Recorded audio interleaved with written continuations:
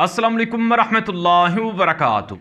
इस वीडियो के अंदर तुर्की से मुताल्लिक अहम ताज़ा और बड़ी खबरें हैं वो आपके सामने रखने जा रहे हैं।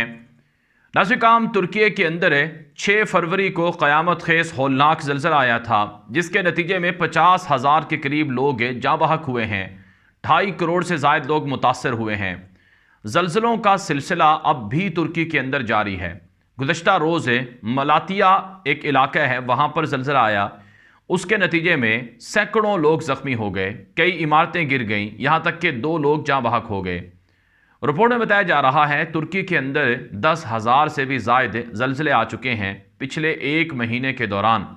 जब से 6 फरवरी को ज़लज़ला आया है उसके बाद 10,000 से ज़ायद ज़लज़ले के खौफनाक झटके आ चुके हैं और अभी ज़लज़ले थम नहीं रहे हैं, यानी अभी तक इमदादी जो काम है वो भी जारी है। अभी इमदादी काम मुकम्मल नहीं हुआ है कि साइंसदानों ने मज़ीद ज़लज़लों की पेशन गोइयाँ कर दी हैं। चुनांचे नाज़रीन किराम, जो हॉलैंड के साइंटिस्ट हैं जिनका नाम फ्रैंक होगर बिट्स है, जिन्होंने 3 दिन पहले तुर्की में जो 6 फरवरी को ज़लज़ला आया था उससे पहले पेशन गोई की थी, प्रेडिक्शन की थी कि जल्द या बदेर इस जगह पर खौफनाक ज़लज़ला आएगा और वो भी 7.4 से ऊपर का। तो एक्यूरेट जो ज़लज़ला था वैसे ही हुआ जैसा कि उस साइंटिस्ट ने पेशन गोई की थी। तो अब नाज़रीन काम साइंसदानों ने मज़ीद इन इलाकों में कई मोहलक और खौफनाक ज़लज़लों से मुतनब्बे कर दिए हैं।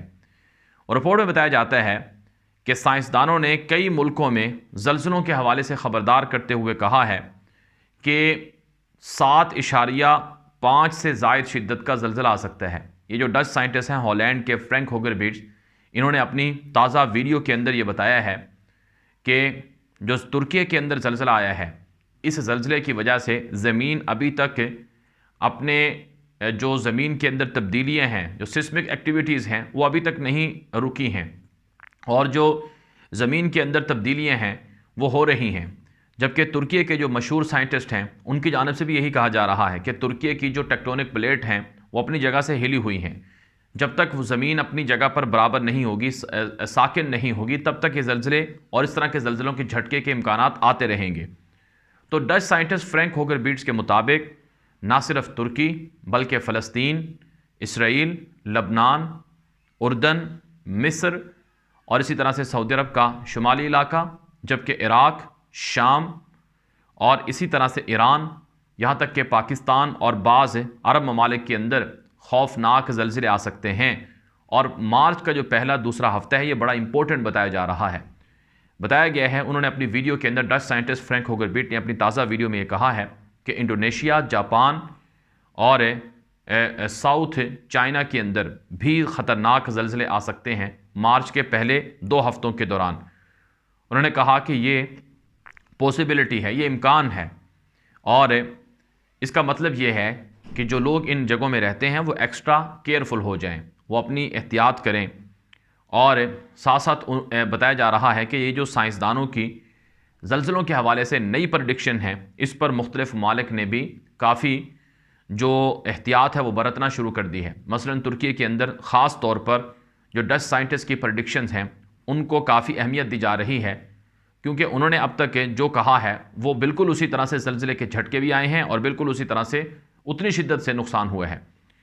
दूसरी तरफ नाज़रीन काम, आज की बड़ी ख़बर यह है कि जो आलमी इदारे हैं उनकी जानिब से बताया गया है कि तकरीबन 40 अरब डॉलर से ज़ायद का तुर्की का ज़लज़ले के नतीजे में नुकसान हुआ है और तुर्की की हुकूमत का ये अंदाज़ा है कि नुकसान 100 अरब डॉलर से 300 अरब डॉलर के दरमियान है।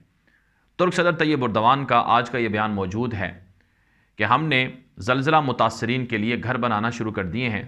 3 लाख से 4 लाख के दरमियान घर बनाए जाएंगे और ये 1 साल के अंदर मुकम्मल करने की कोशिश की जाएगी और ज़लज़ला प्रूफ घर बनाए जाएंगे। तुर्की की सरकारी कंपनी, सरकारी इदारा है तोकी, वो इस हवाले से काम शुरू कर चुका है।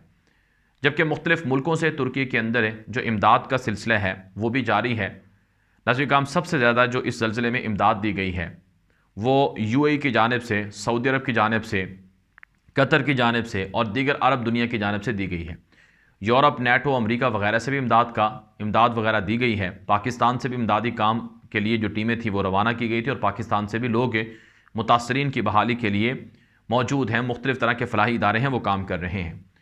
تو ترک صدر طیب اردوان کے مطابق زلزلہ متاثرین کی دل کھول کر مدد کی جا رہی ہے ترک حکومت کی جانب سے اور عوام کی جانب سے، اور 1 سال کے اندر ان کو گھر بنا کر دے دیے جائیں گے۔ دوسری طرف ناظرین کرام، ترکیے پر جو دشمن ہیں وہ حملے کر رہے ہیں، مثلا جو شام کے اندر کرد باغی ہیں، وہ زلزلہ زدہ علاقوں میں جو ترک فوجیں ہیں ان کو ٹارگٹ پر رکھی ہوئی ہیں، اور جو کرد باغی ہیں یہ ترک صدر طیب اردوان کو اگلے الیکشن میں ہرانے کے لیے یہ دہشت گردی کے کئی منصوبے بنا رہی ہیں اور کئی دہشت گردی کے منصوبوں پر عمل کر رہی ہیں۔ پھر ترکی کے اندر جو داعش کی ایکٹیویٹیز ہیں وہ بھی رپورٹ ہو رہی ہیں، کئی داعش کے دہشت گرد پکڑے گئے ہیں، اور اسی طرح سے کرد باغیوں کے خلاف جو ترک فوج کا آپریشن ہے وہ بھی جاری ہے۔ آج میرے سامنے اسی طرح کی ایک بڑی خبر موجود ہے جس کے اندر ترکی کے انٹیلیجنس اداروں کی کارروائی سے شمالی عراق کے اندر ایک خطرناک دہشت گرد کو گرفتار کر کے لایا گیا ہے۔ اس حوالے سے رپورٹ میں بتایا گیا ہے کہ 12 کے قریب حملوں میں مطلوب ایک عراقی مجرم جو عراق کے اندر دہشت گردی کی کارروائیوں کے بعد چھپا ہوا تھا، جس کی 12 دہشت گردی کے حملوں کے نتیجے میں 60 سے زائد جو لوگ تھے ترکی کے وہ مارے گئے تھے۔ اس دہشت گرد کو ترکی کی انٹیلیجنس اداروں نے عراق سے گرفتار کر کے اپنے ملک منتقل کیا ہے۔ اس کا نام رمضان گونش بتایا جا رہا ہے، اور یہ PKK کے تنظیم سے تعلق رکھتا تھا، اور سلیمانیہ عراق کے اندر ایک علاقہ ہے وہاں سے اس کا تعلق تھا۔ اس کو وہاں پر گرفتار کیا گیا ہے، اور اس نے 2008 سے لے کر اب تک پچھلے کئی سالوں میں کئی بڑے بڑے اٹیک یہ ترک فوج پر کرتا رہا ہے۔ 60 کے قریب ترک فوجی اور پولیس اہلکار اس کے حملوں کے نتیجے میں مارے گئے تھے۔ تو اس کا مطلب یہ ہے کہ ترک حکومت اپنے دشمنوں کے خلاف اب بھی آپریشن کر رہی ہے۔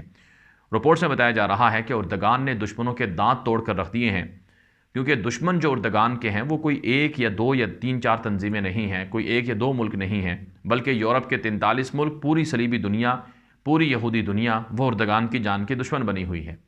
وجہ یہ ہے کہ اردگان نے پچھلے 20 سالہ دور حکومت کے اندر ترکی کو بدل کر دکھایا ہے۔ تو اردگان کے خلاف جو سازشیں ہیں وہ اب بھی جاری ہیں، لیکن اردگان ڈٹ کر مقابلہ کر رہے ہیں۔ رپورٹس یہ بتا رہی ہیں کہ ترک صدر طیب اردوان جہاں زلزلہ متاثرین کی مدد میں مصروف ہیں، بحالی میں مصروف ہیں، ان سے ملاقاتیں کر رہے ہیں، وہیں ترک صدر طیب اردوان جو دشمن دہشت گرد تنظیمیں ہیں دشمنوں کی، ان کے خلاف بھی کارروائیوں کو مانیٹر کر رہے ہیں۔ ترک صدر طیب اردوان نے کہا ہے کہ الیکشن وقت پر ہوں گے، الیکشن میں کوئی ڈیلے نہیں ہوگا، 14 مئی کو الیکشن ہونے ہیں، اور جو 100 سالہ معاہدے یورپ اور امریکہ وغیرہ سے کیے گئے تھے وہ توڑے جائیں گے اکتوبر میں، اور جو حکومت کے معاملات ہیں وہ اسی طرح سے چلتے رہیں گے۔ ناظرین کرام، امریکہ، یورپ اور مغربی دنیا کی خواہش ہے کہ اردگان الیکشن ہار جائیں، اردگان الیکشن نہ لڑ سکیں، 100 سالہ معاہدوں سے ترکی آزاد نہ ہو سکیں، امریکہ اور یورپ کا ترکی پر ہمیشہ قبضہ رہے۔ لیکن ترک صدر طیب اردوان چاہتے ہیں کہ اگلا دور مسلمانوں کا دور ہے، یہ القرن الجدید ہے، ہم نے خلافت عثمانیہ طرز کی مسلمانوں کی عظمت اور عروج کو حاصل کرنا ہے، اور اسلامائزیشن کا جو سفر ہے اسے جاری رکھنا ہے۔ اردگان چاہتے ہیں کہ اپنے ملک کے اندر اسلامی قوانین کو نافذ کریں، الیکشن کروا کر آئین اور دستور میں تبدیلیاں کریں، سیکولر لبرل آئین کو ختم کر دیا جائے۔ اب تک کی اہم ترین ڈیولپمنٹ ہیں، خبریں ہیں جو آپ کے سامنے رکھی گئی ہیں۔ مزید اس طرح کی معلومات اور خبروں کے لیے آپ ہمارا YouTube چینل خبروں کی دنیا ہے اسے فالو کر لیں۔ اجازت دیجیے، السلام علیکم ورحمۃ اللہ وبرکاتہ۔